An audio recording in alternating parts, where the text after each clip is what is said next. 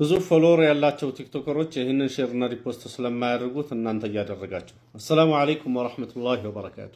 ዛሬ ላይ እንደ ኡማ ከሚያሳፍሩን ነገሮች ውስጥ አንዱ በፍጹም ከዕልም ጋር ከሐዲስ ጋር የማይሄዱ ነገሮች ከሐዲስ ጋር እየተቀላቀሉ መምጣታቸው ነው። ለምሳሌ አንድ ሴት ከፊት ለፊት የተለያዩ ሜካፖችን አስቀምጣ ያንን እያነሳች ፊቷ ላይ ጠብ እያረገች እንደዚህ እየቀባች ቃለ ረሱሉላሂ ሰለላሁ ዐለይሂ ወሰለም እያለች እንደዚህ ሐዲስ መናገር እጅግ ነውር እጅግ ባለጌነት ነው። ይሄ የነብዩን አለይሂ ሰላቱ ወሰለም ሐዲስ በዚህ አይነት አንድ ሴት ሚዲያ ላይ ወጣ የሷን ቁንጅና በመታሳይበት ከንፈሯን ቅንድቧን እየተቀባባችና እየቀባች የረሱልን አለይሂ ሰላቱ ወሰለም ሐዲስ ማንሳት አፍንጫቸው ላይ ቀለበት አድርገው አፍንጫቸው ላይ ጌጣጌጥ አድርገው ሐዲስ እንንገራችሁ ዒልም እንንገራችሁ ማለት እጅግ ብልግና ነው። እጅግ የማይጠበቅ መጥፎ ነገር ነውና ይሄንን መቆም አለበት። አላህን ተባረከ ወተዓላ ፈርተን ልናቆመው ይገባል። ሌላው አንድ ካፊር የሆነ ሰው ዒልም በሚናገርበት ጊዜ ዒልም ከሱ መውሰድ አንዳንድ ጃሂሎች አረ ከኔ የበለጠ እኮ ያውቃል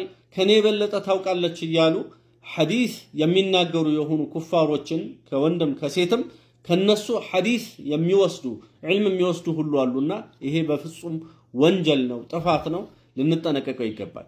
ከዚህ ጋር አብሮ ተያይዞ ደግሞ ማየው ዱርዬ የሆኑ ሰዎች ዱርዬነታቸውን ራሳቸው የሚመሰክሩ ሐታ የነብዩን አለይሂ ሰላቱ ወሰለም ንግግሮች፣ ቁርአን አያዎች፣ እስልምናዊ ቃላቶችን ሁሉ እያጣመሙ በዱርዬ መንፈስ የሚናገሩ ሰዎችን የምታበረታቱ ሰዎች አላችሁና እጃችሁን ሰብስቡ።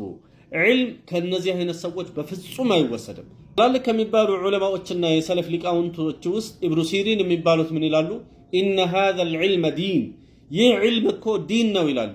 ፈንዙሩ ዐመን ተእኹዙነ ዲነኩም፣ ዲናችሁን ከማን እንደምትወስዱ እወቁ በማለት ይናገራሉና ከማንም ከተናገረ ሁሉ ዒልም አይወሰድምና ጥንቃቄ አድርጉ። ወንድሞቼና እህቶቼ ዒልም የምትወስዱባቸውን ሰዎች አላህን የሚፈሩ ሰዎች ዒልምን ከምንጩ ከተማሩ ሰዎች ብቻ ነው መሆን ያለበት እንጂ ከማንም ዱርዬ ከሆነ ሰው ጋር እንደው ሲናገሩ ራሱ እንደው ሲምሉ ራሱ ምን ይላሉ መሰላችሁ? ወረበን ይላሉ። የዚህ አይነት ሰዎች እኔ መንደር ላይ ልጆች ወረበን እያሉ ሲምሉ እዚህ አዲስ አበባ ውስጥ ሰምቼ ከዚህ በፊት ያልሰማሁት ነገር ይሄ ነገር ከየት መጣ ብዬ ግራ እያጋባኝ ነበር እና እዚህ ሚዲያ ላይ ሰማሁት፣ እዚህ ቲክቶክ ላይ ሰማሁት እና ወረበን የሚባል መሐላ ለምሳሌ የለንም እኛ። ይሄውን እያቀማጠሉ አዳዲስ ቃላት እየፈጠሩልን ነው ማለት ነው እና ይሄ ሁሉ ጥፋት ነውና አንድ ሰው ሲምል ወረቢል ካዕባ ብሎ ሊምል ይችላል፣ ወረቢል ዓለሚን ብሎ ሊምል ይችላል፣ ወረቢ ብሎ ሊምል ይችላል። ወረበን የሚባል መሐላ ግን የለም።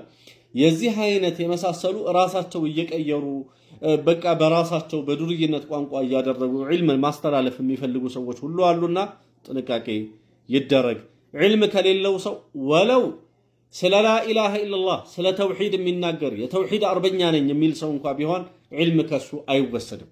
ዒልም ከባለቤቱ ብቻ ዒልምን ከወሰዱ ሰዎች ነው እንጂ የሚወሰደው ተቆርቋሪ ነኝ ስለ ዲን አወራለሁ ስለ ኢስላም አወራለሁ በስሜታዊነት በምን ከሚሉ ሰዎች በፍጹም ዒልም ከነሱ አይወሰድም። ለሌሎች ሼር ሪፖስት ማድረግን አትዘነጉ።